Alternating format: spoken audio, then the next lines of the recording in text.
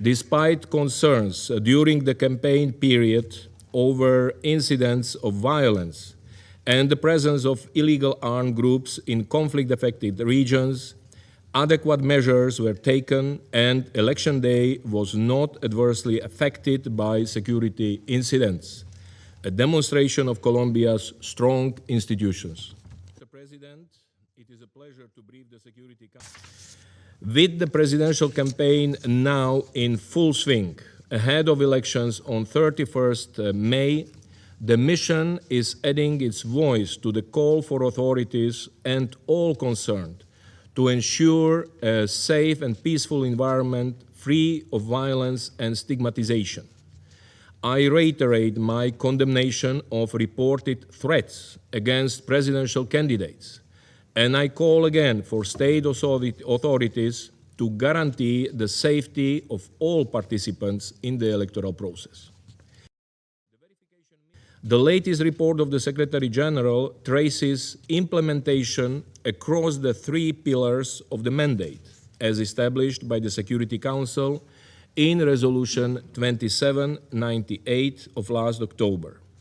Reintegration of former combatants, security guarantees, and comprehensive rural reform.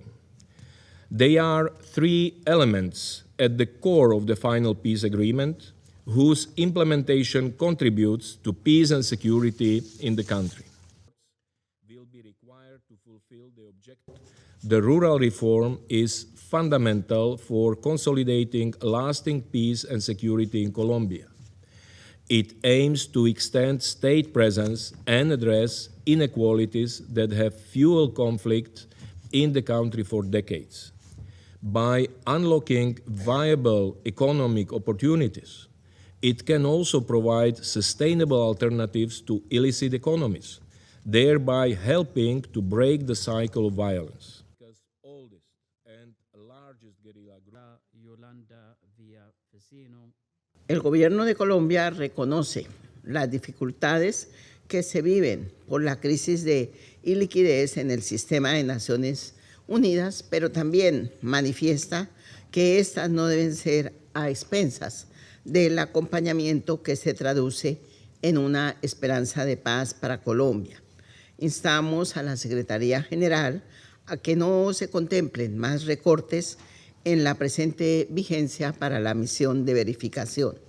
Deja en evidencia desafíos persistentes. En la reforma rural integral, los avances son relevantes. En 2026 se han gestionado cerca de 6.887 hectáreas para el Fondo de Tierras y desde 2022 se han redistribuido más de 305.000 hectáreas a campesinos y comunidades étnicas.